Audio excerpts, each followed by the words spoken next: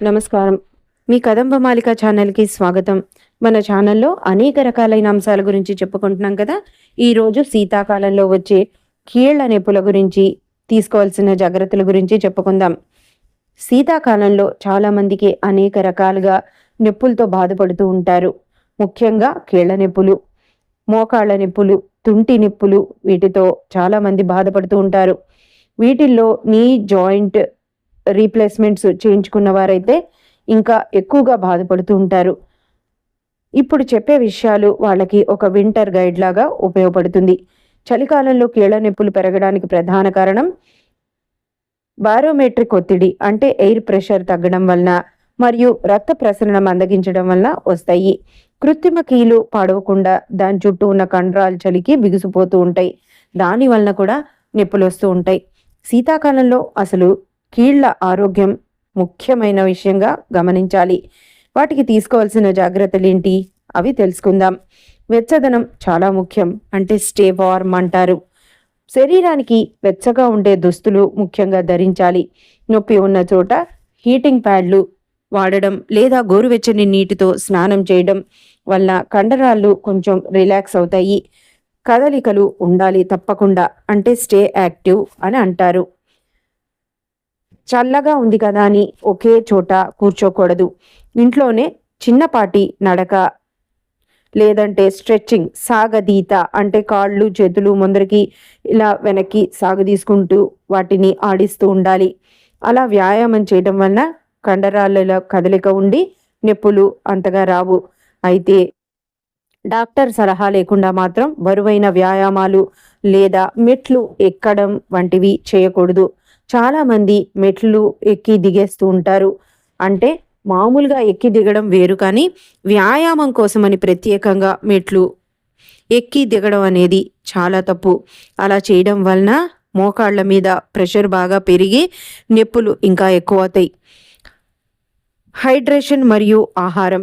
చలికాలంలో దాహం వేయకపోయినా సరే కీళ్ల మధ్య లూబ్రికెంట్స్ బాగుండాలంటే రోజుకు 12 నుంచి 15 గ్లాసుల నీరు తప్పకుండా తాగాలి. సరైన బరువును నిర్వహించడం వలన కృత్రిమ కీళ్లపై ఒత్తిడి తగ్గుతుంది. ఇంటి లోపలే సురక్షితంగా ఉండాలి. చలిగాలి తగలకుండా కిటికీలు మూసి ఉంచడం లేదా హ్యూమిడిటీ ఫైర్ని ఉపయోగించడం చాలా మంచిది.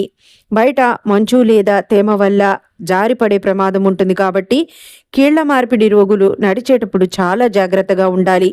వైద్యుని పర్యవేక్షణ. నొప్పి అసాధారణంగా పెరిగినా లేదా కీలు మొద్దుబారిపోయినట్లు ఉన్నా అనిపించినా వెంటనే డాక్టర్ని సంప్రదించాలి. అదనపు చిట్కాలు. శీతాకాలంలో విటమిన్ డి లోపం తలెత్తే అవకాశం ఎక్కువగా ఉంటుంది. ఇది ఎముకల ఆరోగ్యంపై కూడా ప్రభావితం చూపుతుంది.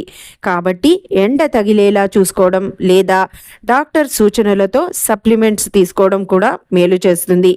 శీతాకాలంలో కీళ్ళు బలాన్ని పెంచే ఆహారం, డైట్ అంటే మరియు సురక్షితమైన ఫిజియోథెరపీ వ్యాయామాలు గురించి మనం ఇప్పుడు తెలుసుకుందాం.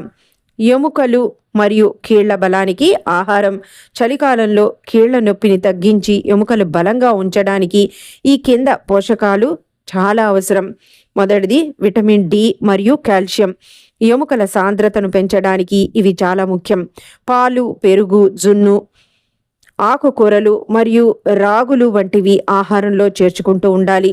తర్వాతది ఒమేగా 3 ఫ్యాటీ యాసిడ్స్. ఇవి కీళ్లలో వాపును అంటే ఇన్ఫ్లమేషన్స్ తగ్గిస్తాయి. వాల్నట్స్, అక్రూట్స్, బాదం, అవిసె గింజలు మరియు చేపలు తీసుకుంటూ ఉండాలి. విటమిన్ సి అంటే కొలాజిన్ ఉత్పత్తికి ఇది అవసరం. ఇది కీళ్ల మధ్య ఉండే మృదులాస్థిని అంటే కార్టిలేజ్ ని రక్షిస్తుంది. నారింజ, నిమ్మ, ఉసిరి మరియు జామకాయలు తినటం మంచిది. యాంటీ ఇన్ఫ్లమేటరీ మసాలాలు అంటే వంటలో వాడే పసుపు, అల్లం మరియు వెల్లుల్లి వాడకం వలన సహజంగా నొప్పి తగ్గుతూ ఉంటుంది.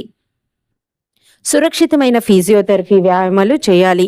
కీళ్ల మార్పిడి శస్త్రచికిత్స చేయించుకున్న వారు ఇంట్లోనే చేయదగ్గ కొన్ని వ్యాయామాలు డాక్టర్ల సలహా మేరకు మాత్రమే సుమా. యాంకిల్ పంప్స్ అంటే మంచం మీద పడుకొని పాదాలను పైకి కిందకి నెమ్మదిగా ఆడించడం. ఇది రక్త ప్రసరణ పెంచుతుంది మరియు రక్తం గడ్డ కట్టకుండా కాపాడుతుంది. తర్వాతది క్వాడ్రిడెప్స్ స్టెప్స్ అంటే మోకాలి కింద ఒక చిన్న టవల్ రోల్ ఉంచి మోకాలితో దాన్ని కిందకి మీదకి నొక్కాలి. అలా 5 సెకండ్లు ఉంచితే వదిలేయాలి. ఇది కండరాల బలానికి మేలు చేస్తుంది. మోకాల్ని మడవడం అంటే నీ బెండ్స్ అంటారు. కుర్చీలో కూర్చొని నెమ్మదిగా మోకాలిని వెనక్కి మడిచి మళ్ళీ ముందుకు చాపాలి. ఇది కీలు యొక్క కదలికను ఫ్లెక్సిబిలిటీని పెంచుతుంది. తర్వాత స్ట్రెచ్చింగ్ ఎక్సర్సైజెస్లో కండరాలు బిగుసుకుపోకుండా ఉండడానికి నెమ్మదిగా సాగదీసుకుంటూ కాళ్ళని చేతుల్ని ముడుచుకుంటూ తీసుకుంటూ ఉండాలి. ఎట్టి పరిస్థితుల్లోనూ వంగి బరువులు ఎత్తకూడదు. శీతాకాలంలో ముఖ్యంగా తప్పకుండా పాటించాల్సిన కొన్ని చిట్కాలు ఇప్పుడు చెప్పుకుందాం. సూర్యరశ్మి సన్షైన్ ఉదయం ఎండలో కనీసం 15 నుంచి 20 నిమిషాలు ఉండడం వల్ల సహజంగా విటమిన్ డి మనకి అందరికీ అందుతుంది. సరైన పాదరక్షలు చలికాలంలో వాడుతూ ఉండాలి. నేల తేమగా ఉంటుంది కాబట్టి జారి పడిపోకుండా ఉండడానికి మంచి గ్రిప్ ఉన్న చెప్పులు లేదా షూస్ వాడాలి. బరువు నియంత్రణ శరీరం బరువు ప్రతి 1 కేజీ పెరిగినా మోకాళ్లపై 4 కేజీల అదనపు ఒత్తిడి పెరుగుతుంది. అందుకని బరువు పెరగకుండా మనం చూసుకోవాలి. బరువు పెరిగితే మోకాళ్ళ మీద భారం విపరీతంగా పడుతుంది. మీరు ఎప్పుడు జాగ్రత్త పడుతూ ఉండాలి. ఈ కింద లక్షణాలు కనిపిస్తే మాత్రం తప్పకుండా మీ ఆర్థోపెడిక్ సర్జన్ని సంప్రదించాలి. కీలు చుట్టూ అసాధారణమైన ఎరుపు లేదా వేడి అనిపించిన విపరీతమైన వాపు మరియు జ్వరం రావడం లేదా నడుస్తున్నప్పుడు కీలు లోపల శబ్దం రావడం లేదా పట్టు తప్పినట్లు అనిపించడం ఈ శీతాకాలంలో చలి నెలల్లో ఆరోగ్యంగా ఉండాల్సిన అత్యావశ్యకత ఎంతైనా ఉంది. జాగ్రత్తగా ఉండండి మరియు సురక్షితంగా ఉండండి. మీ కీళ్ళు ఆరోగ్యం ముఖ్యం కాబట్టి దానిని నిర్లక్ష్యం చేయొద్దు. ఏ పాటి చిన్న కీళ్ళ నొప్పులైనా సరే సొంతంగా అనవసరంగా పెయిన్ కిల్లర్లు వాడద్దు. డాక్టర్లని సంప్రదించి ఏ మందులు ఎప్పుడు ఎలాగా ఎంత మోతాదులో తీసుకోవాలో వాళ్ళ సూచనల మేరకు మాత్రమే వేసుకోండి. మీకు మరీ బాధగా ఉంటే కాపడం అంటే ఐస్ ప్యాడ్స్తో కానీ లేదా హీట్ ప్యాడ్స్తో కానీ మనం కాపడం పెట్టుకోవచ్చు. అది మీ నొప్పికి తగ్గట్టు డాక్టర్ సూచన మేరకే. తగినంత వ్యాయామం తప్పకుండా చేయండి. అలా చేయడం వలన మన కీళ్ళు కాళ్ళు అన్నీ కూడా బాగుంటాయి. చిన్న కదలికల వలన రక్త ప్రసరణ కూడా బాగా జరుగుతుంది. మీకు ఈ టాపిక్ నచ్చితే కనుక తప్పకుండా మా ఛానల్ని లైక్ చేయండి, షేర్ చేయండి, సబ్స్క్రైబ్ చేయండి. మళ్ళీ ఇంకొక టాపిక్తో నెక్స్ట్ ఇంకొక ఎపిసోడ్లో మనం కలుసుకుందాం. Thank you.